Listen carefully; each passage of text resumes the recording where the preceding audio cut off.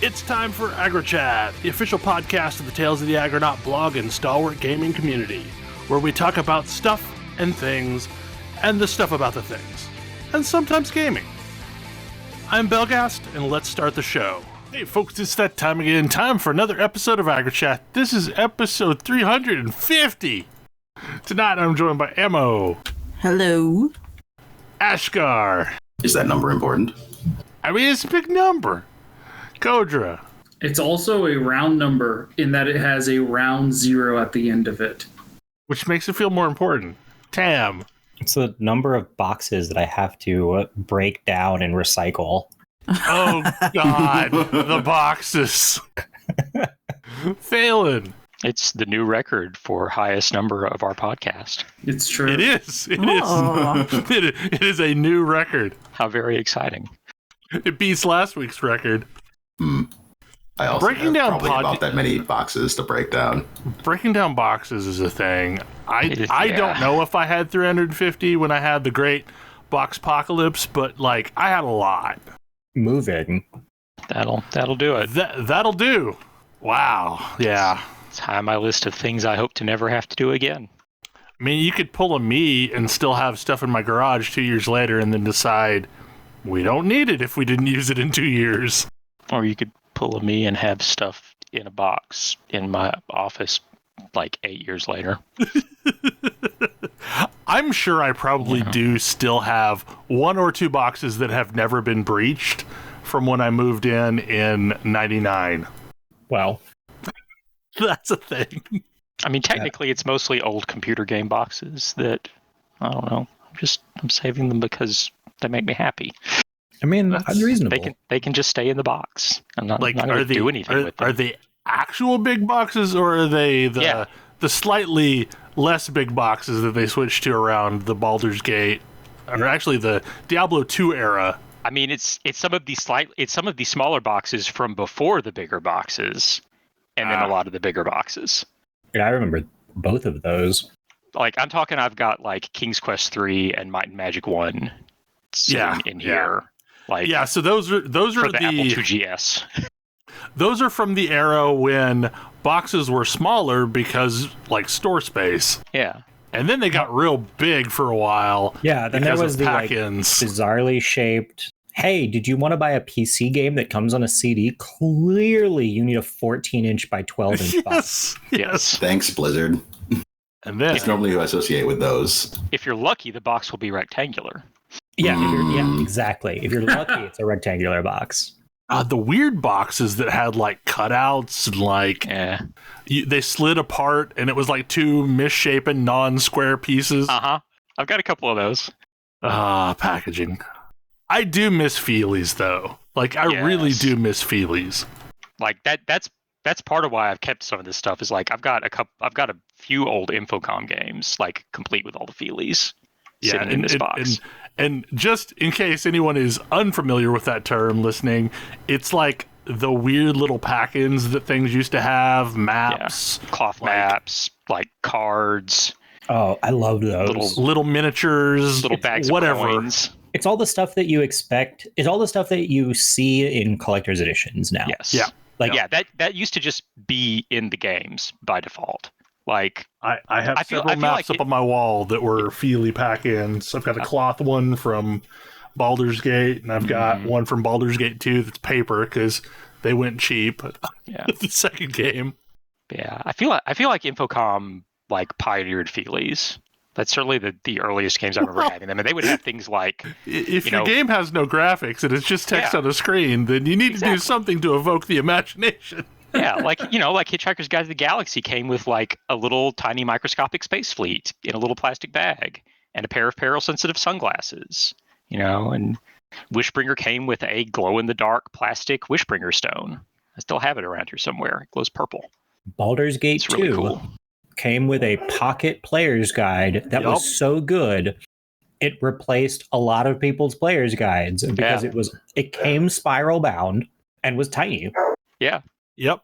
And Fallout also had a really nice, concise, spiral bound player's guide. And the funny thing is like this is probably TMI, but like the upstairs bathroom used to always have random manuals and things on the tank because I had gone into the bathroom and read them.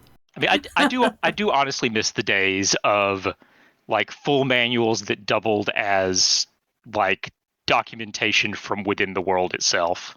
Like often for copyright purposes, but like the Wing Commander games would come packaged with like, there would be a little manual that was like gameplay stuff, and then also a booklet that was like a copy of the ship's newsletter for the ship that you're based on. I Like absolutely love all of the like the in-world artifacts, and it's one of the things that I feel like I don't get enough of in collector's editions.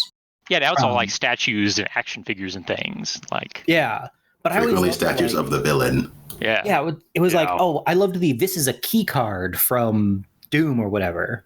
And like I'll even buy those separately. Yeah. Like I still have zero regrets about buying the Encyclopedia Eorzeas because they're so good. Gosh, those are amazing. Well, so my favorite thing along those lines isn't actually from a video game. It was when Tron Legacy was coming out, and a few months prior to that, you could go out to a website and sign up for an Infocom ID badge as an employee. Oh, cool. And I signed up for this thinking it would just be something they mailed me that I printed out myself. But no, in the mail, I actually got a lanyard with a thick laminated ID badge with my picture on it. It says I was a programmer at Infocom. That's fantastic.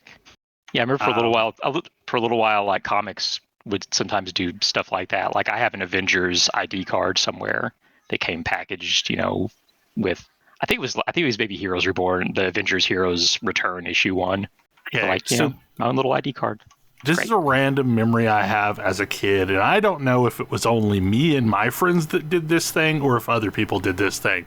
But, like, we would drag the manuals to our games, be it Nintendo, Super Nintendo, whatever, to school because we couldn't have games at school, but we could read our manuals. Absolutely.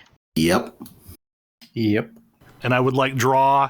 Like try and emulate the artwork that was inside of them because I remember like Russian Attack had really cool artwork on the inside, and it's not a great game, but it had cool artwork. Now again, the game itself was limited, so they had to make it up with the manual. Like all that fantastic art from the original Legend of Zelda manual. But it was so evocative. Like Legend of Zelda 2, I know Kodra loves it, but everybody else hates Legend of Zelda 2. The manual is amazing. It's gorgeous. Well, like the original Zelda manual, like none of the characters would have felt as rich if I didn't see illustrations of what the artist envisioned them as. Yes. Because like there weren't a lot of pixels to make a peen hat or a whatever the hell else. That's just the one I remember the name of. Was the weird thing that whirled around. Levers. But like, you can see like the artwork. That crazy ad running through my head. Yes, exactly. Okay, so I wasn't alone in that.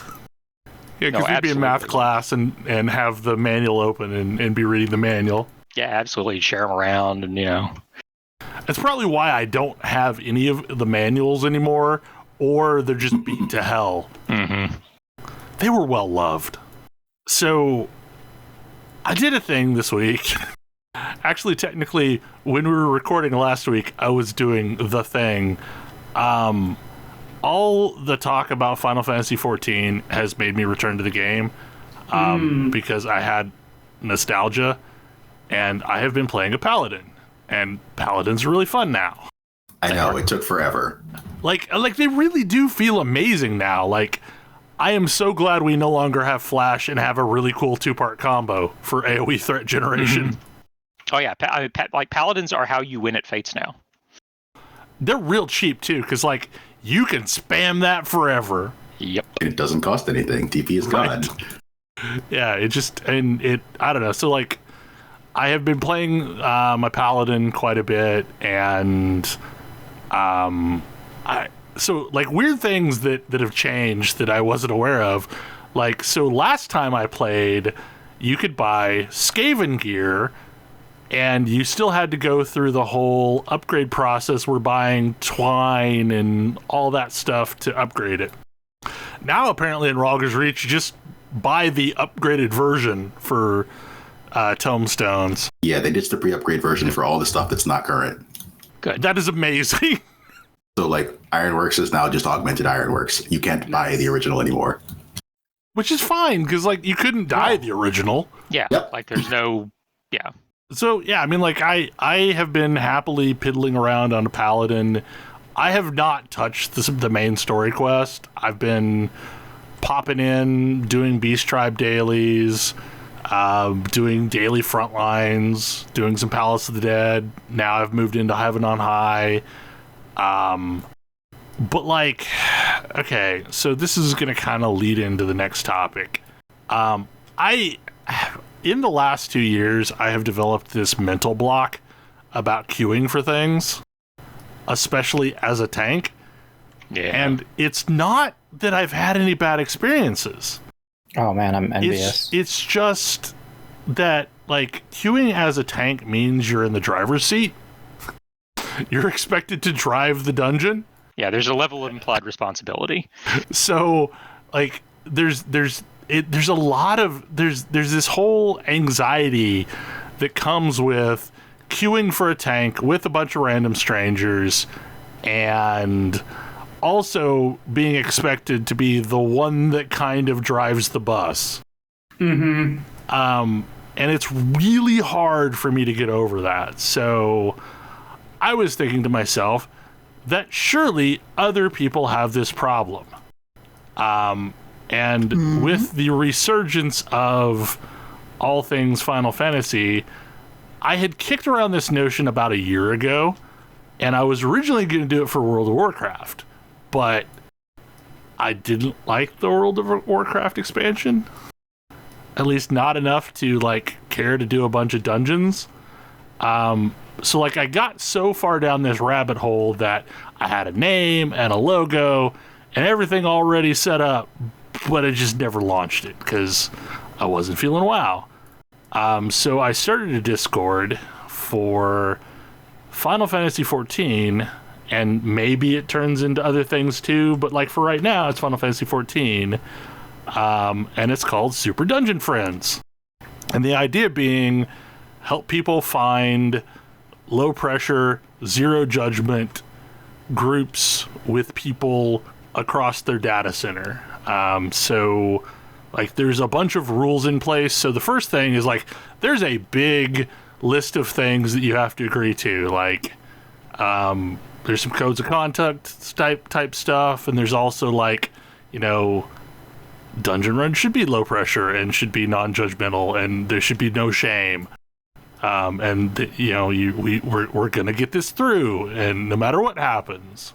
And once people have agreed to that, they get let into the server, and a bunch of channels show up. And also, if you flag yourself for a data center, there's grouping channels just for that data center. But I've already had, like, a big response, but I think it will grow over time. Mm-hmm. Like, Aether has a not surprisingly large pool of people, but Crystal also has a lot of people. Primal, we need to get some more people because there's not many Primal people. But so this really serves two purposes. Like, one, as you all know, my roots in MMOs are in non-guild based grouping.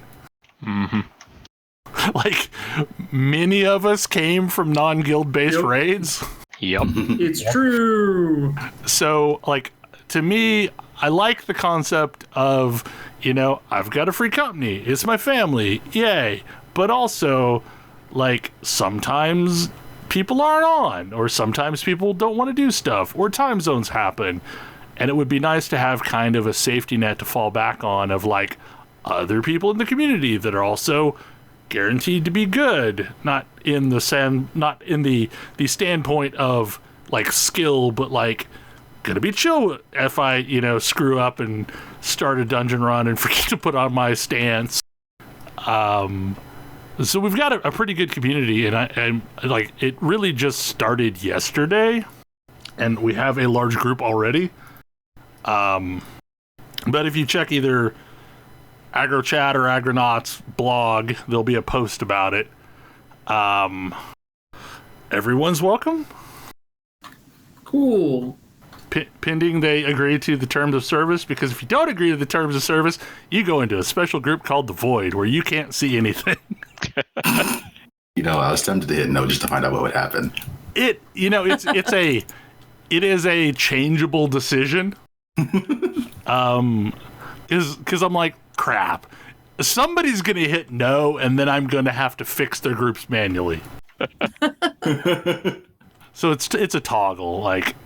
So it's just a go think about. Go think about your decisions.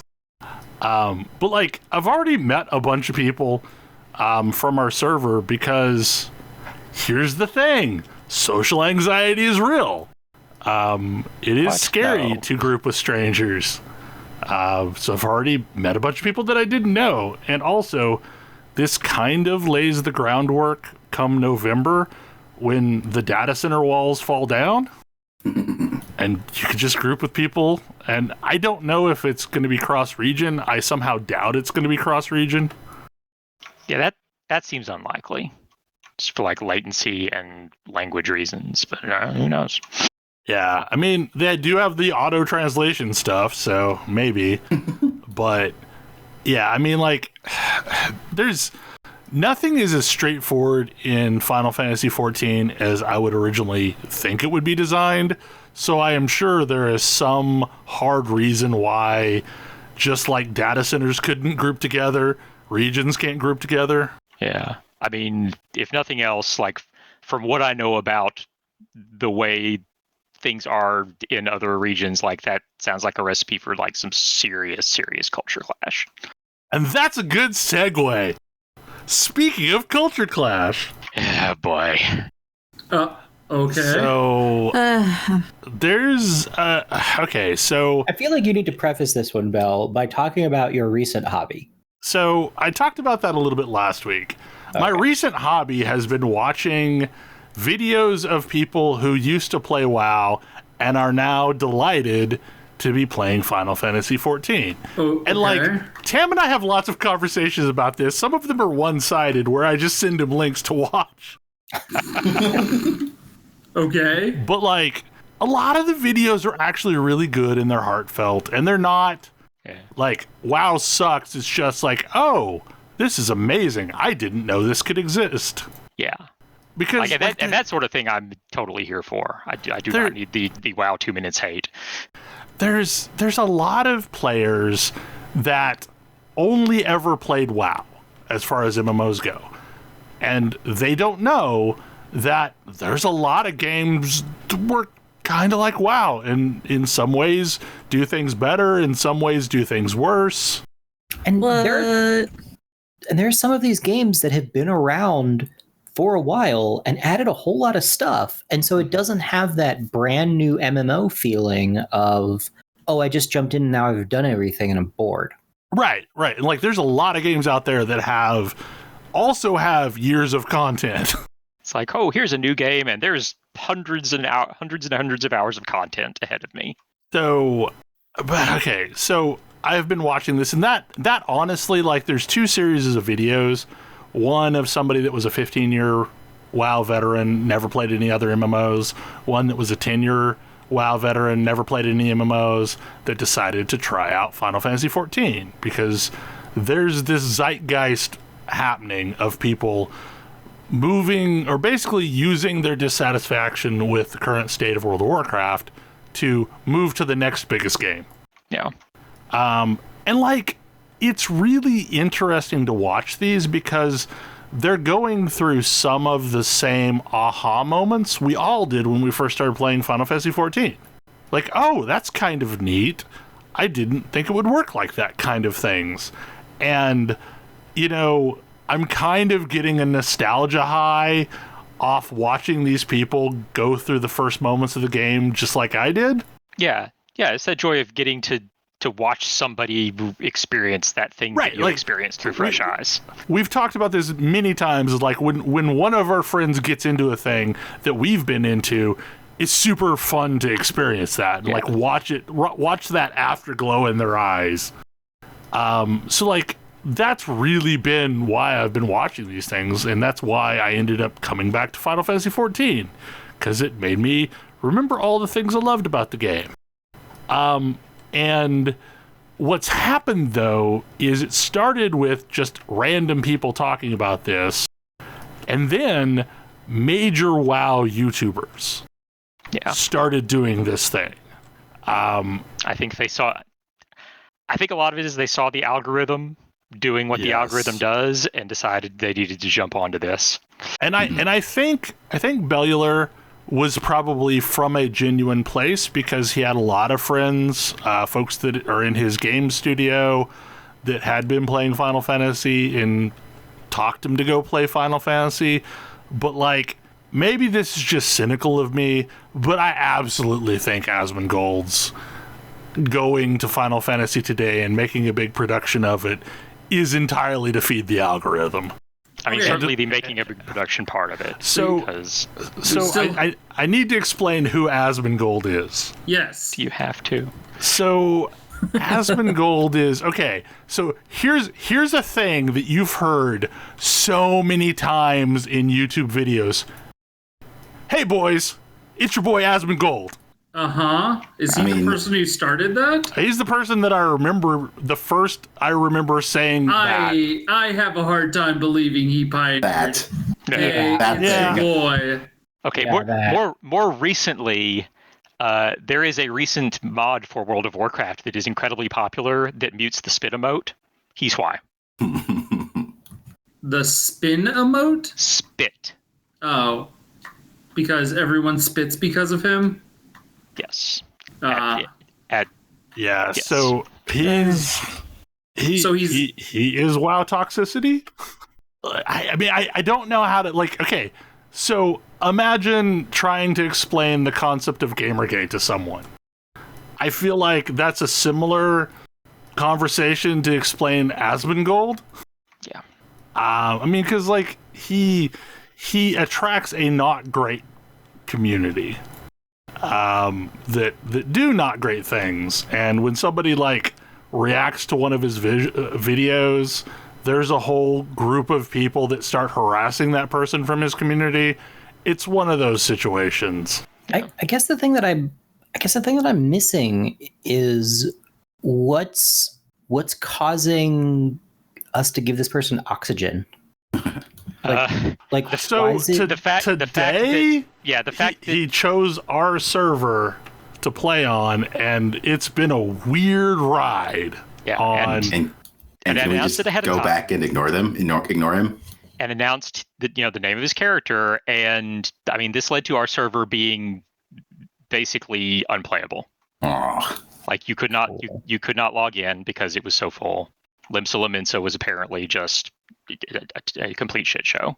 I mean, it reminds me of the closest thing that I've seen to the Argidon versus BlackRock thing.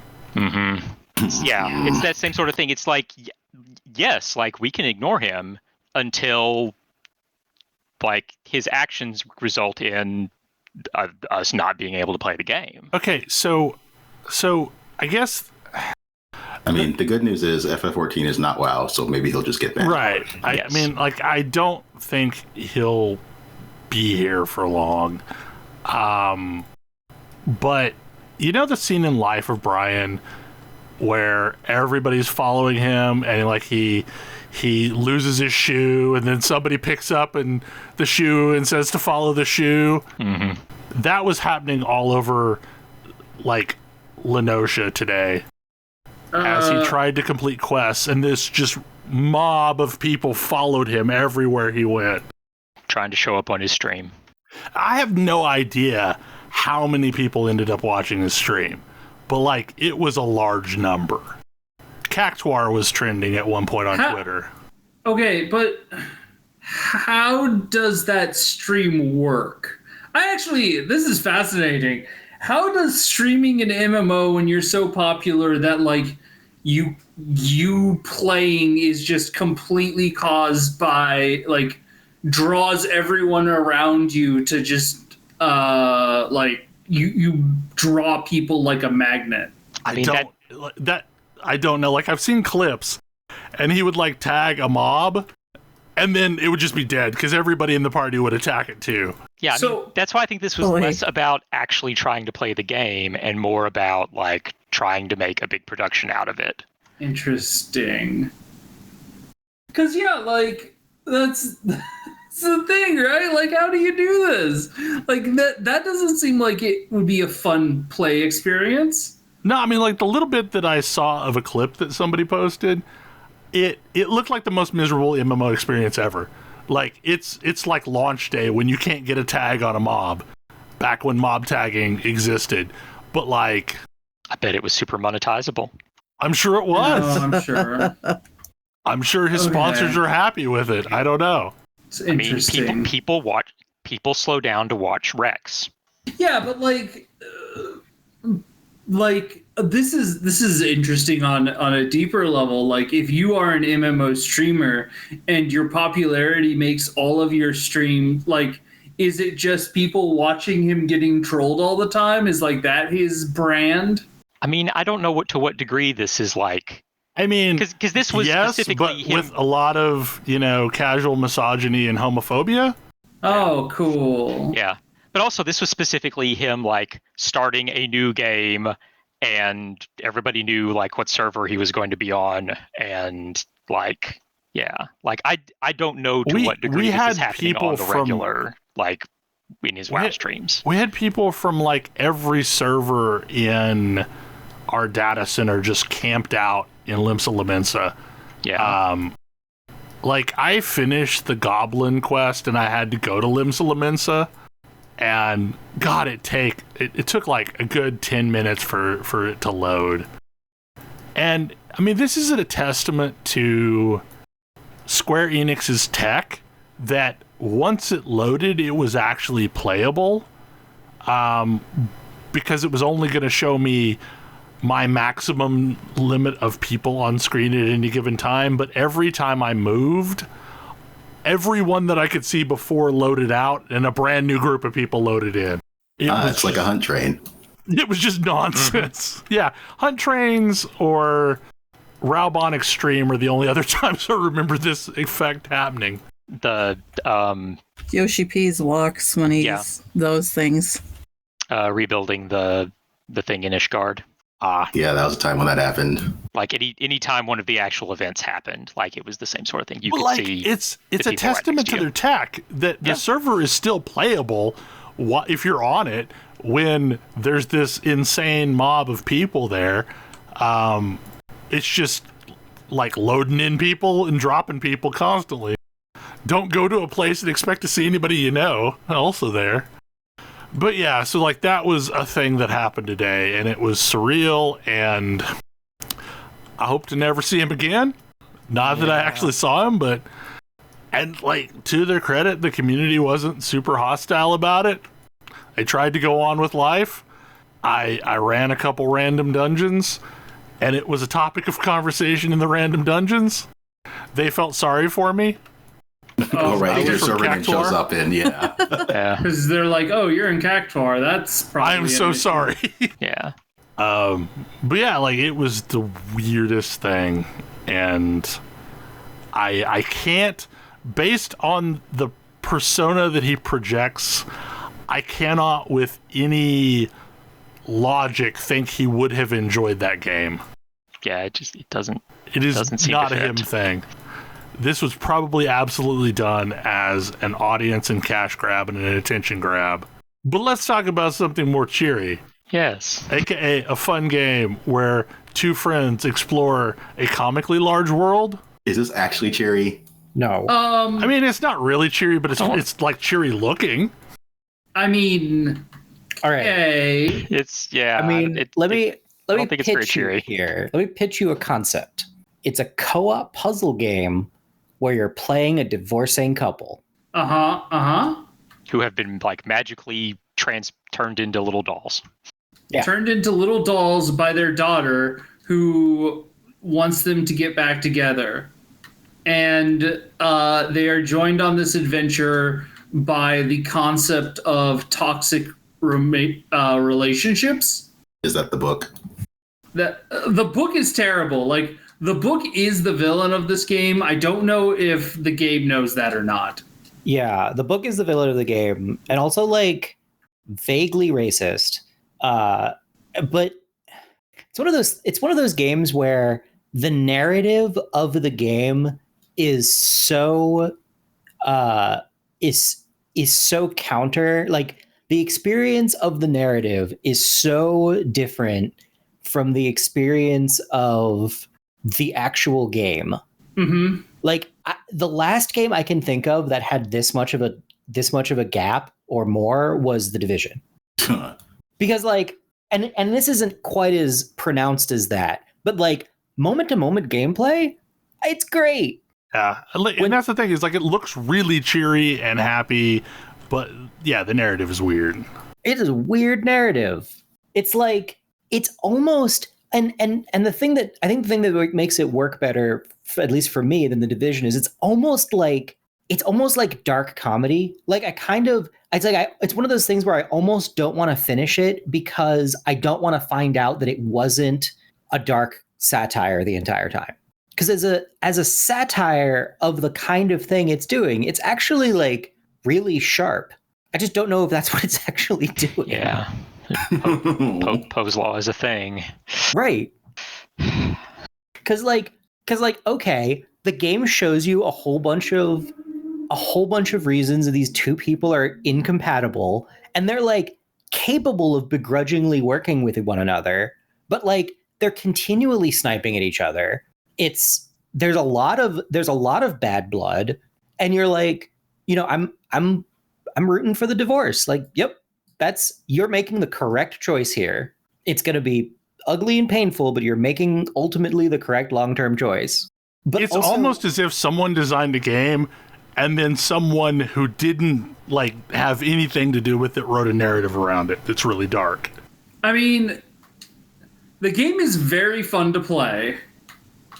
It is. And it clearly does have a sense of humor and a very dark sense of humor, which is totally counter to the visuals. But like, I mean, there's a Che Guevara squirrel. Like, that's a whole thing. Okay. Yeah, but who doesn't want that in their game? I mean, I'm very confused. Yeah. You've now confused me. You end up doing a fighting game against Che Guevara squirrel. Like, yeah. You like side by one person does a fighting game, the other person is flying the plane that they are doing the fighting game on top of. Yeah.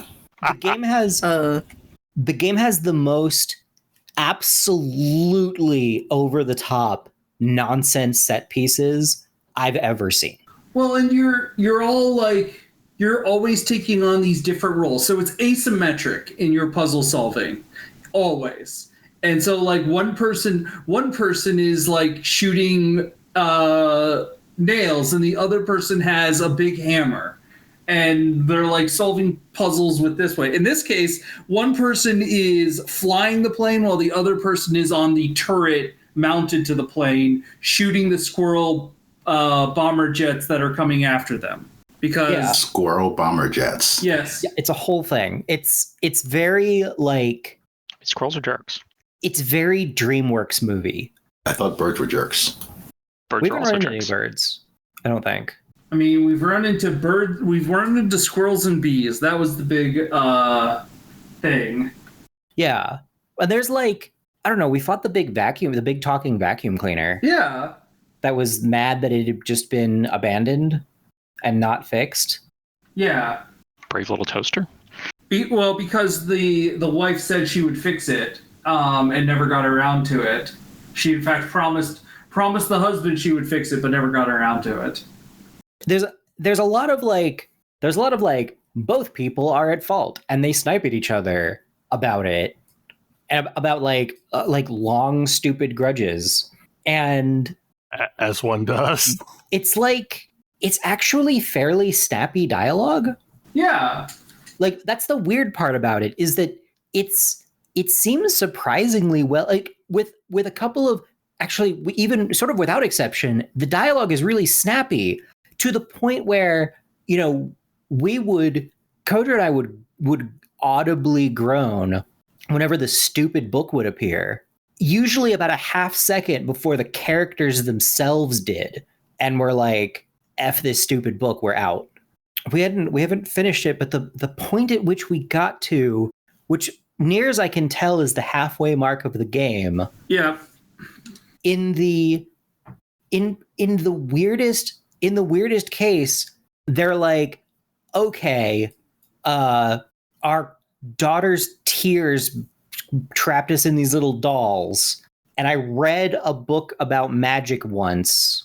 Well, yes, the mother is, the wife is very like scientific, and the father is very like the husband is very like into the spiritual nature, and so he understands like they are in a magical trap that happened because their daughter cried over these dolls to make them fix their relationship, and because her tears caused this. Clearly, it's her tears that will break the spell they are under.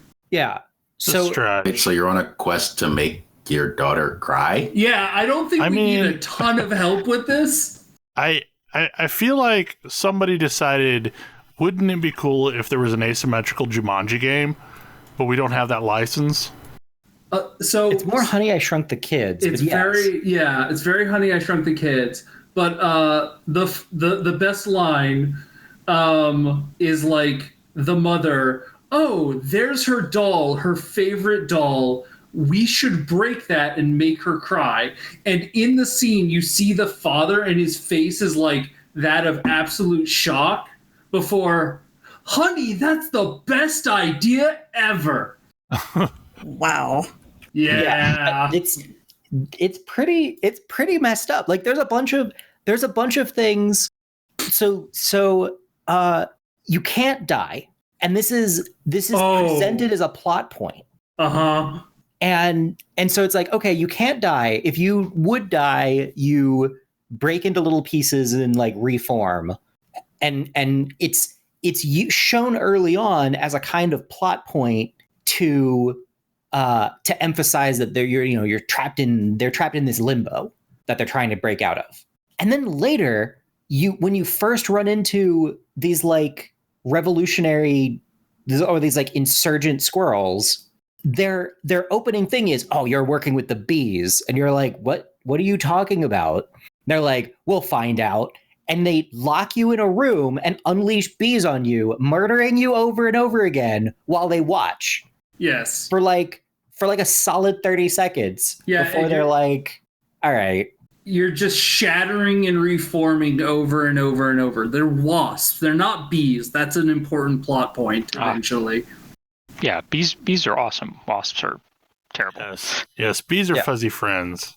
But no, you watch it as your characters are like murdered repeatedly on screen. It's very uncomfortable to watch. It was deep. It goes on long enough that at first you're like, what is happening here?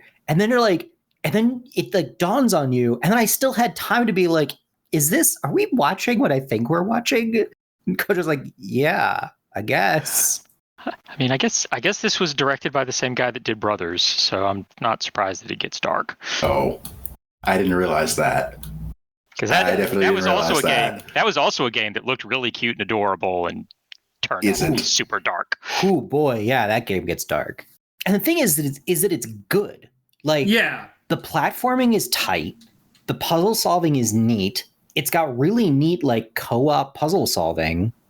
It's got really neat like co-op puzzle boss fights where you have to work together to fight various bosses. I mean, the thing that, like, as an example, one of the first boss you fight is a big vacuum cleaner that's like throwing cherry bombs at you.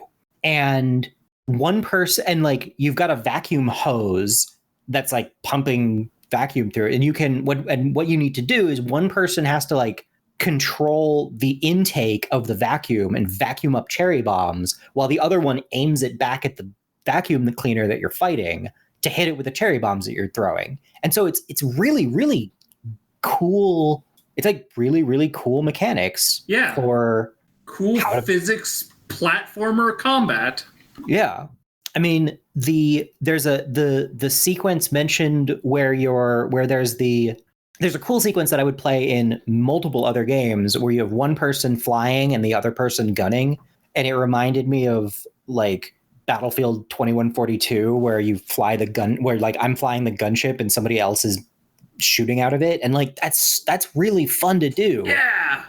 And this was a similar like rail flyer kind of thing where you're flying through a corridor, dodging stuff.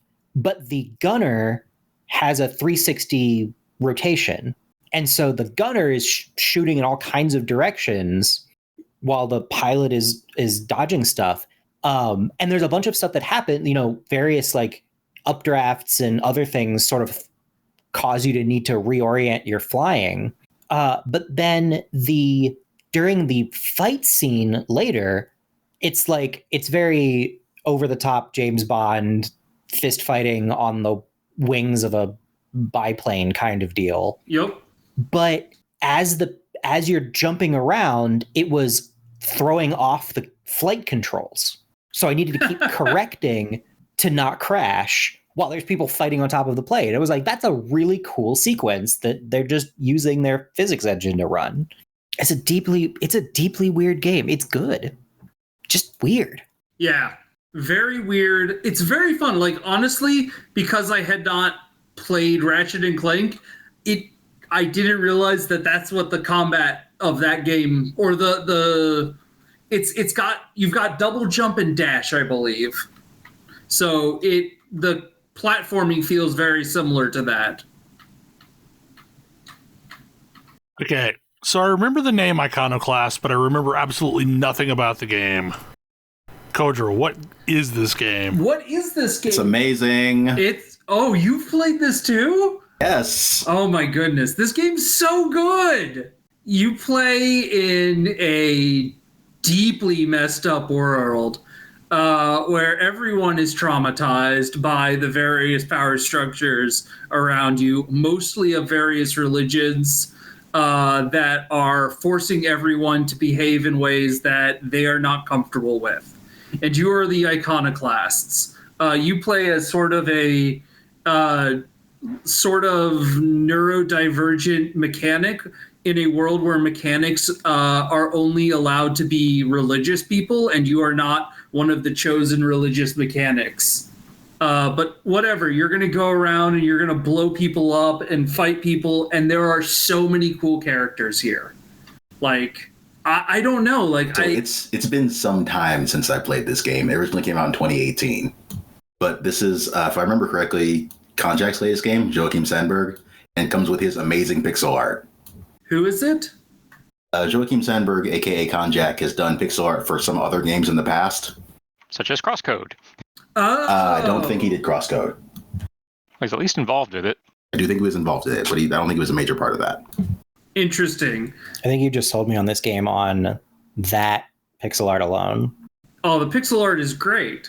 I'm familiar with his pixel art. It's incredible. Noi 2 Love 2 is the game you may be most familiar with for his pixel art. Yep. Legend of Princess, which is freeware and a parody game, is ridiculous. It's like way better than it has any right to be because of his art.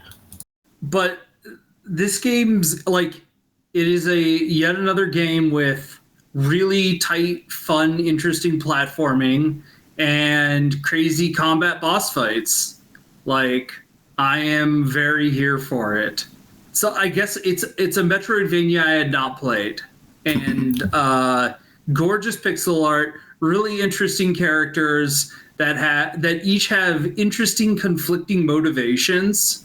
Like, I'm in the middle of two of the characters constantly fighting back and forth, like both completely clouded by their upbringing and like how it holds them back, while both also not enjoying the world that their upbringing has left them in. I don't know. If the story definitely resonates with me. Like these feel like more thought out characters. And boy do they make you want to tear down the system you're in. Because the concern is a concern. I will say it did take me a while to figure out some of the boss fights. Yes, I will give that to you. There are some boss fights where, especially the ones that early on that required you to realize you needed to reflect things. I've died a lot on boss fights being like, what am I even trying to do here? And I feel like their messaging could be better on some of those. Like there is a boss fight who can only be damaged if you reflect a projectile from a different character on the screen, and you might not even realize that you can do that. And other than that, like the boss fight is not actually that hard, so I probably spent like 15 minutes dodging attacks and futilely attacking the boss and not dealing any damage. So that wasn't great, but no, it's not just good pixel art, but also really good pixel animation. Like yes, like the animation in this game is also very fun. Okay, next, a game that is seemingly controversial in its opinion, or people's opinion of it. The D&D Dark Alliance game. Controversial to who? I don't know. There's a lot of people who do not like this game and are very vocal about not liking this game. I mean, yeah. But there's also like a crowd of people that really loved the Dark Alliance PS2 games. I mean, I really loved the Dark Alliance 2 PS2 games. So maybe I would like this. Most of the reviews I've seen have been like aggressively mediocre. Right, like there were a lot of people that were wanting a spiritual successor to Dark Alliance on the PS2, and this is not that game. Okay, what is Dark Alliance on the PS2? It's kind of like Gauntlet, but in D&D. Okay, Yeah. this is kind of like Gauntlet, but in D&D. Like this falls squarely in the. I think people remember Gauntlet as being better than it actually is. I mean, specifically, Baldur's Gate Dark Alliance was very much, let's take Gauntlet Dark Legacy and put a D&D skin on it. Right, and it was isometric. Yeah. You know, and worked really well on a console. Have you played Gauntlet Dark Legacy recently? No, God no. Not real That's recently. ancient. I played, I don't know how much of it over the years. There was also a EverQuest skinned version of Dark Alliance that was functionally the same, but it was just set in Morath. So this is a over-the-shoulder brawler where you play as a dwarf, his two kids, and for some reason a weird dark elf. You play as the Icewind Dale characters minus Regis because we've all agreed to forget about Regis, apparently. No, they haven't agreed to forget about Regis. They talk about him all the time. Oh, okay. He's the shopkeeper. No, he's the one who tells you to go to the shopkeeper. And like, that's the call out. It's like every time you go into the camp, it's like, oh yeah, Regis said you'd be coming. And it's like, yeah, I'd really like him to be here instead of off doing whatever. But no, yes, it's trying to pick up ladies with a magic ruby. I feel like at least the characters would be a lot more resonant if I'd ever read more than one Forgotten Realms book. Probably.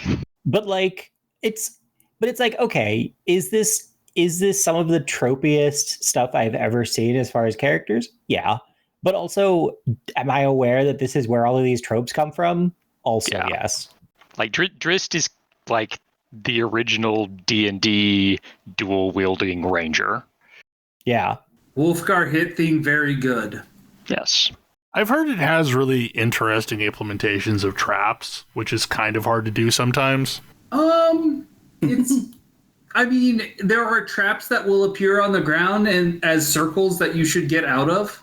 Maybe we've only done one thing so far.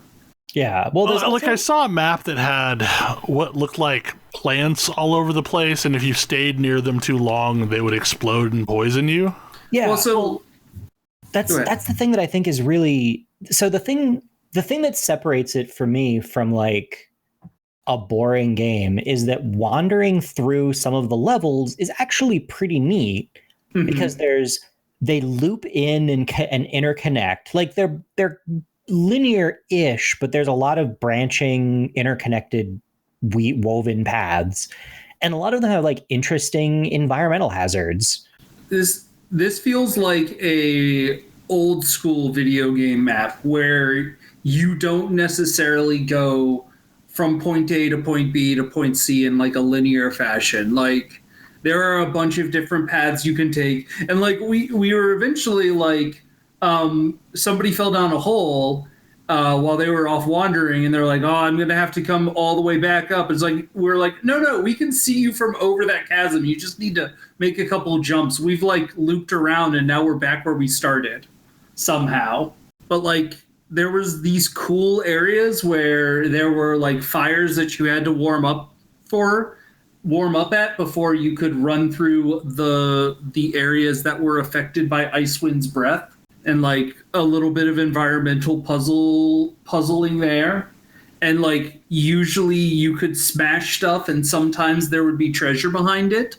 Like it felt like there was a lot of areas to sort of sift through. Like it felt like you were exploring the space more than just like smashing a bunch of goblins and verbigs.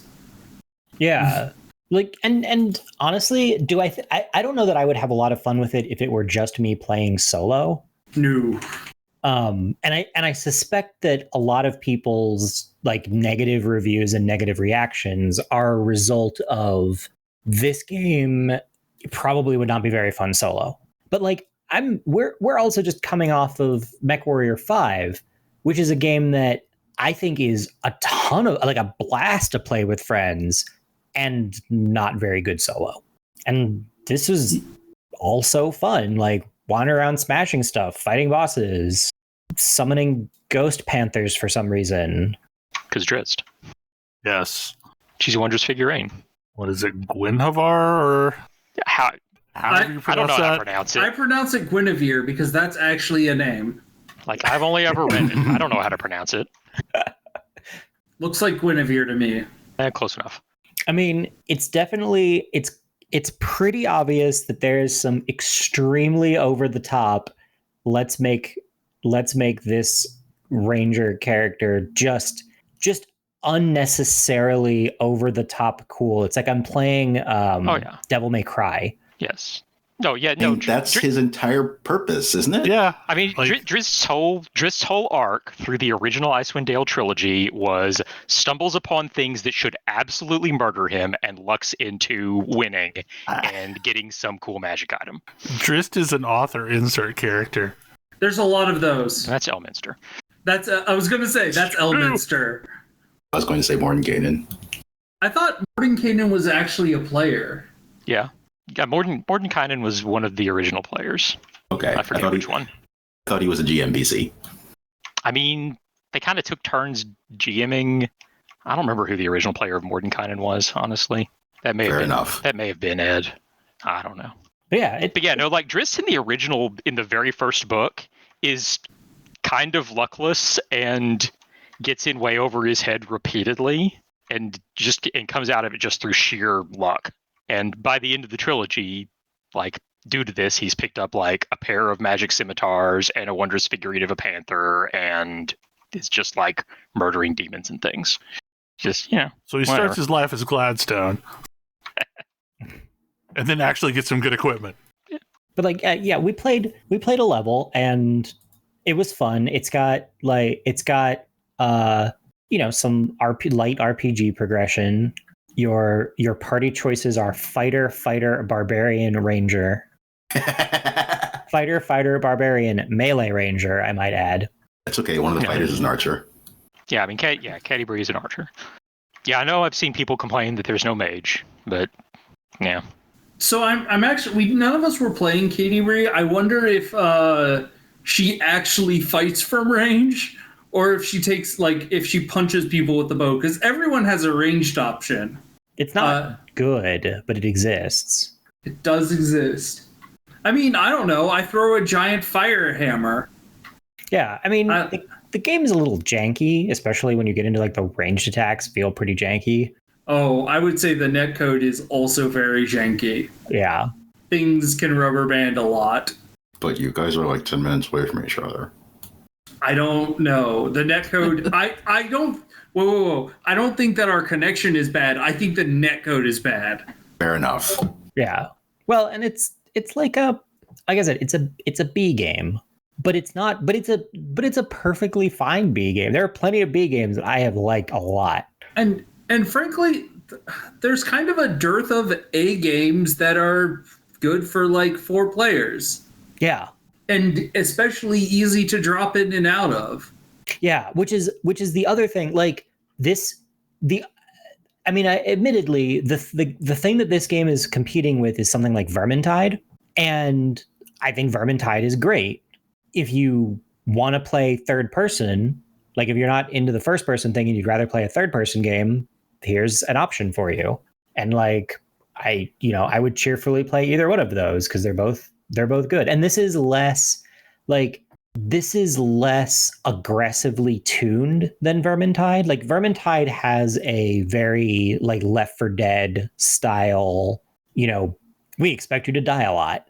We expect you to be, getting by on the skin of your teeth more often than not kind of thing. And like Vermintide is very similar where like, yeah, it's going to be, sometimes this game is going to be really tough. Sometimes you're not going to win levels. And this, the first level we did was pretty easy. We had all of these rest points that we just skipped because if you skip a rest point, you get better loot. And we were like, yeah, all right. We just never needed it. And sometimes that's fine. Sometimes you just want to beat them up with your friends. Yeah. If I had, I think I would play more Vermintide if it were slightly easier, because it would just be like less cognitive load to jump into. Yeah, I feel like we probably have time for this. Mario Golf Super Rush? I have to admit, like, I know nothing about Mario Golf games. They sound like, from what I've seen, it doesn't look like a traditional golf game. All right. Again, I'm gonna give you a pitch. You know how every time you've gone to mini golf, there's that back of the brain, like, desperate desire to just wail on the ball as hard as you possibly can that you never do because you would get ejected and possibly face charges. But you know what I mean? Yep. You just want to like let it rip and see what happens. This is that game. This is what Mario Golf is for.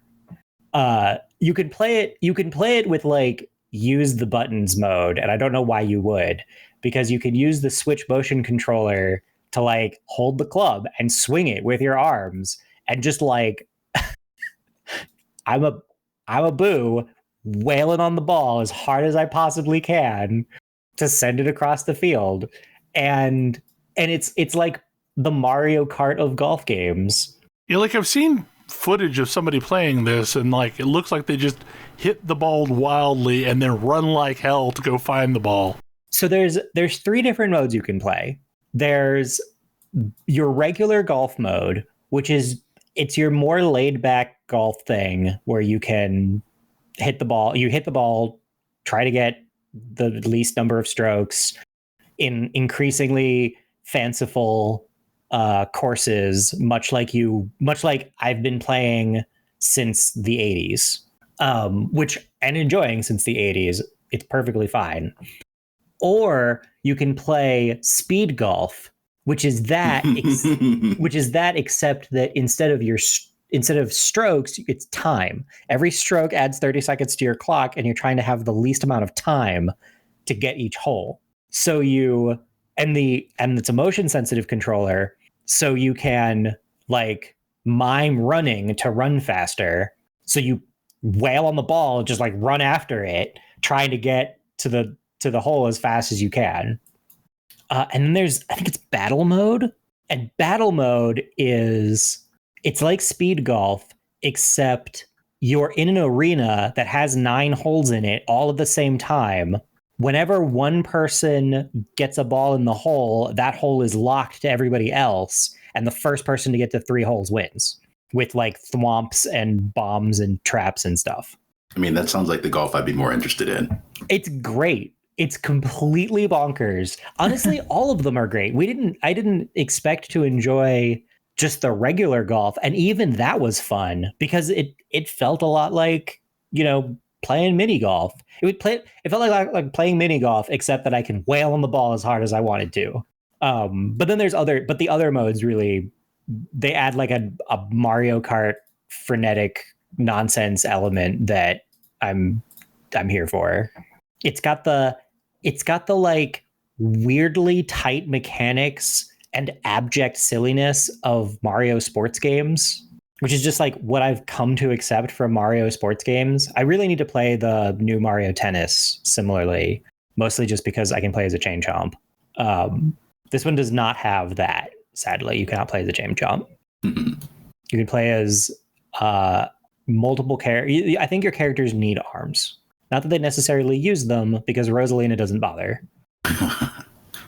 I was playing with my fiance, and I was playing Rosalina, and she was playing Pauline, and she was like, "You float around, and you don't even touch your club. You levitate it with magic. This is unfair. This is an unfair competition because I'm just a regular person in a hat." With a snappy song. I mean, fair, but yeah, it's a lot more fun than I was expecting. And the various levels of silliness are pretty good.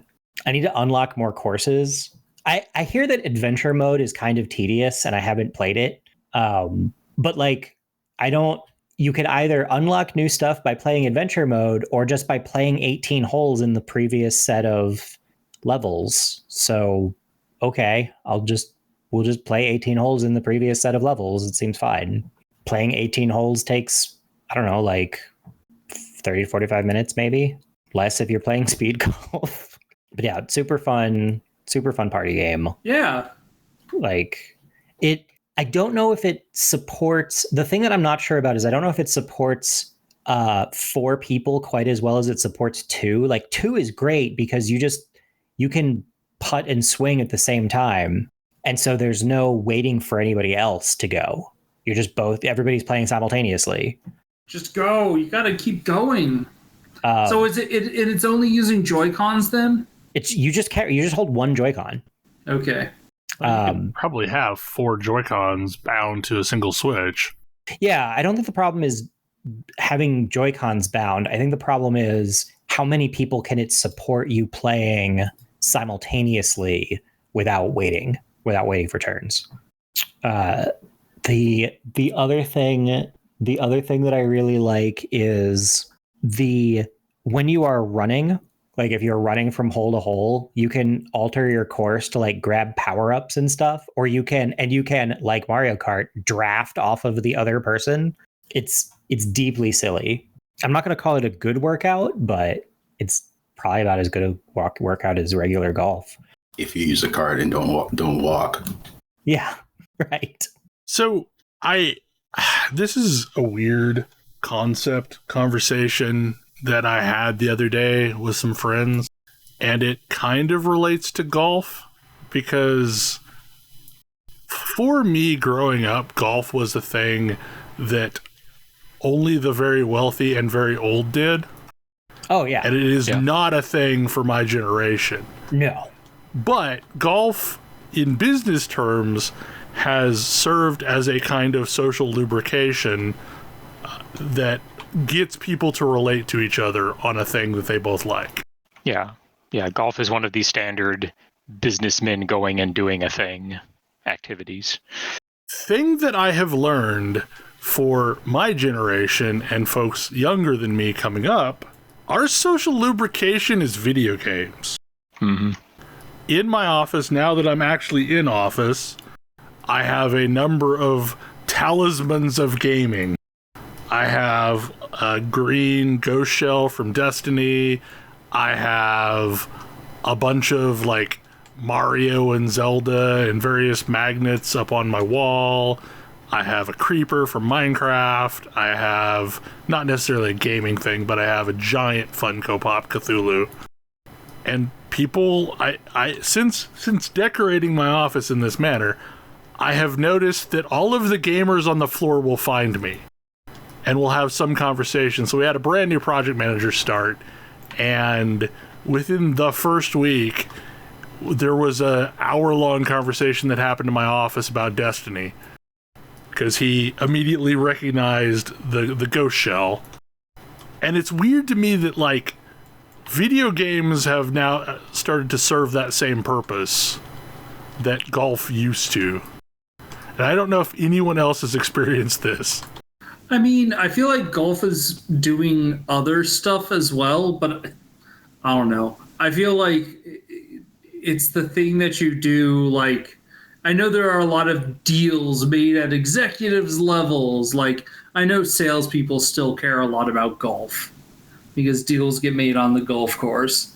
Yeah, but like, I would never set foot on the golf course. Like, if a salesperson, even though I'm management, if a salesperson wanted to take me to golf, I'd probably laugh. Like, that is not a thing I would ever do. Like, no, that's not a thing I'm interested in. If a salesperson wanted to take me to arcade, maybe. But yeah, so that's the question is how arcade, like what arcade, Bell? Like I don't know of how many arcades still exist. Like I guess a Dave & Buster's. It's just you're just giant versions of mobile games and skee ball. Yeah, it's horrible. But like that's the thing is like you need some activity that you can like be collectively doing while like still talking business over. Yeah. So now it's food. Yeah, I was going to say that. Just to throw that one throw that one out there. Yeah, it's true. Well, like, I get taken out to lunch. And more concerningly, it's also alcohol. I mean, that is not a thing new. here. That is not a thing here. Alcohol is not a thing here. Like, people don't go out to the bar to do business. And that's just a cultural thing because Bible Belt. I mean, around here, it's predominantly been either golf or hunting. You had to do one of the two. I think it's on here. It sort of depends on like where you are in the tech industry and like where you are adjacent to the tech industry. Software engineering, the alcohol is definitely a thing. In like different parts of like tech management, it's absolutely 100% food, like to the point where people have the same, like in your golf circles, people would talk about, you know, how they compare to par and what kinds of clubs they use, and like those are your icebreakers, and to some extent your status symbols, and in this case it's, you know, do you know the chefs that open up restaurants in your city kind of deal. I mean, or we're circling back to the good old era of the 50s, and it's like actual dinner parties where you're making the food for your guests. Yes, that's also a thing. I don't know. Maybe it's just us. Like, we spend a lot of time talking about video games, and they're not necessarily people that I play games with. Oh, I mean, there's also video games. It's interesting. People who don't play video games that I talk to professionally are like apologetic about it now, which is a stark difference from not that long ago. Yeah, it's definitely become a norm. Like people say to me sheepishly that they don't play video games, as opposed to being like judgy about it, which is what I'm more used to. It's just weird, like almost everyone that I work with has some sort of geek tell, and they're not all gamers, but like some of them are comic nerds, some of them are people that are super into this thing or that thing, or, you know, television shows or movies. Or TV is another big one. What shows are you watching? The water cooler chat. Yep. Yeah, streaming kind of brought that back. Yeah, I mean, definitely Loki, for example, has become a point of conversation in the office. And the couple of people that have comic roots act as soothsayers to the people that don't. Yeah, like, it could be this storyline, or it could be this storyline, or... But this one time this happened. Anyway, we've probably run our time. Any final thoughts? I think we're good. Hopefully you enjoyed the show, and we will see you again next week. Bye. Night. Good night. Good night. Good night. See you.